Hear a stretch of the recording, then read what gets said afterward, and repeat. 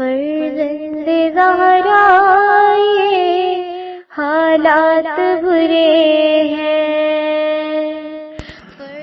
کاشانۂ بصیرت ایک ایسا مکمل یوٹیوب چینل جس پر محروم بصارت کے لیے بالخصوص اور تمام افراد کے لیے بالعموم سینکڑوں کی تعداد میں اسلامی کتب دستیاب ہیں۔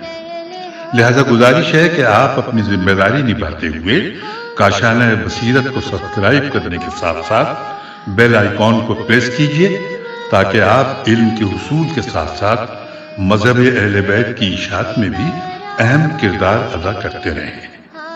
کاشانۂ بصیرت، کاشانۂ بصیرت، کاشانۂ بصیرت۔ فرزند زہرا یہ حالات برے ہیں۔ بسم اللہ الرحمن الرحیم۔ السلام علیکم سامعین، کاشانۂ بصیرت کے اس چینل پر آئیے ہم پڑھتے ہیں حکمت 50 جو کہ ہم پڑھ رہے ہیں کتاب کلام امیر المومنین علی علیہ السلام شرح نہج البلاغہ سے، کہ جس کی تالیف آیت اللہ العظمیٰ ناصر مکارم شیرازی کی ہے اور ترجمہ ہوا ہے زیر نگرانی مولانا سید شہنشاہ حسین نقوی۔ آئیے حکمت 50 کو پڑھتے ہیں پہلے عربی میں۔ قال علیہ السلام قلوب الرجال وحشیۃ فمن تألفها اقبلت علیہ۔ ترجمہ، امام علیہ السلام نے فرمایا لوگوں کے دل صحرائی جانوروں جیسے ہیں، جو انہیں سدھا لے گا اس کی طرف جھک جائیں گے۔ آئیے سامعین اس قول کی سند کے حوالے سے معلومات حاصل کرتے ہیں۔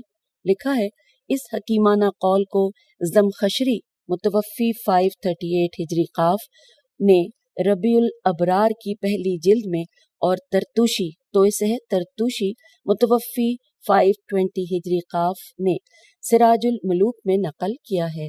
ایسا کہنا مشکل ہے کہ انہوں نے یہ قول نہج البلاغہ سے لیا ہوگا۔ حوالہ مصادر نہج البلاغہ جلد 4 صفحہ 48۔ کتاب نہج البلاغہ میں یہ جملہ اس خطبے میں مذکور ہے جس میں امام علیہ السلام اپنے اصحاب کو دین و دنیا کے آداب بتا رہے ہیں۔ حوالہ تمام نہج البلاغہ صفحہ 717۔ آئیے شرح و تفسیر پڑھتے ہیں۔ ہیڈنگ ہے دل جیتنے کا نسخہ۔ تفصیلات کچھ یوں ہیں کہ اس حکمت آمیز قول میں امام علیہ السلام دل جیتنے اور دوست احباب کے دلوں میں جگہ بنانے کا نسخہ بتا رہے ہیں۔ امام علیہ السلام فرماتے ہیں انسانوں کے دل وحشی اور بھاگنے والے ہیں، جو بھی ان سے انس پیدا کر لے وہ اسی کی طرف آ جاتے ہیں۔ اور پھر لکھا ہے کہ انسان جن لوگوں سے نا آشنا ہو ان کے لیے وہ ایک طرح کا اجنبی پن محسوس کرتا ہے، لیکن اگر وہی لوگ محبت و الفت کا مظاہرہ کریں تو انسان ان کے سامنے پوری طرح رام ہو جاتا ہے۔ نہج البلاغہ کے بعض شارحین کے بقول یہ کیفیت اس شخص میں واضح دیکھی جا سکتی ہے جو کسی محلے یا شہر کا نیا رہائشی بنا ہو۔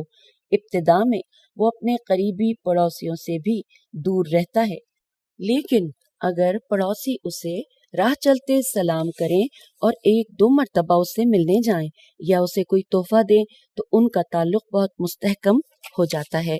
پھر لکھا ہے کہ بعض نے یہ بھی لکھا ہے کہ یہ قول انسان کے سماجی مزاج ہونے کے نظریے کے خلاف ہے، جو کہ بالکل غلط ہے۔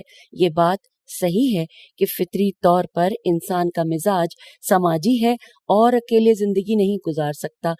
انسان کی سب کامیابیوں اور ترقیوں کا راز اسی مزاج کی مرہون منت ہے، لیکن اس کا مطلب یہ ہرگز نہیں ہے کہ وہ ہر بیگانہ و اجنبی شخص کے ساتھ محبت و الفت کا رشتہ قائم کر سکتا ہے۔ ایسا رشتہ قائم کرنے کے کچھ ابتدائی مراحل بھی ہیں، جس طرح کسی سے دشمنی کرنے کے لیے بھی ابتدائی مراحل ہیں۔ امام علیہ السلام اسی زاویے کی طرف متوجہ فرما رہے ہیں۔ یہ حقیقت دوسری روایات میں بھی بیان ہوئی ہے۔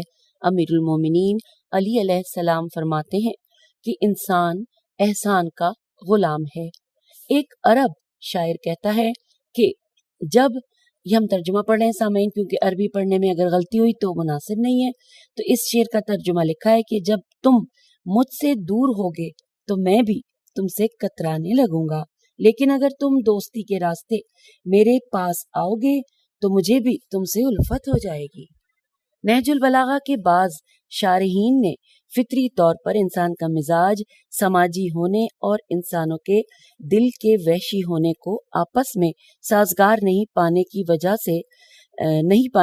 سے اس تفسیر کو مان لیا ہے کہ رجال سے مراد سارے انسان نہیں بلکہ صرف طاقتور اور با اثر لوگ ہیں، جو کہ نامناسب تفسیر ہے، کیونکہ عبارت کے ظاہری الفاظ سے مراد سب انسان یا انسانوں کی اکثریت ہے، نہ کہ کوئی مختصر گروہ۔ اس بات کی گواہی رسول خدا صلی اللہ علیہ وآلہ وسلم کی ایک حدیث سے بھی ہے۔ آپ صلی اللہ علیہ وآلہ وسلم فرماتے ہیں کہ 3 چیزیں ایک انسان کی اپنے دینی بھائی سے محبت پیدا کرتی ہیں: خندہ پیشانی کے ساتھ اس سے ملے، محفل میں اسے بیٹھنے کے لیے مناسب جگہ دے اور اس کے پسندیدہ نام سے اسے پکارے۔ اور یہاں پر حوالہ ہے کتاب کافی جلد 2 صفحہ 643 حصہ 3۔ اور سامعین، اب ہم آپ سے اجازت چاہتے ہیں، ہم نے حکمت 50 کو یہاں پر مکمل پڑھ لیا۔ خدا حافظ، فی امان اللہ۔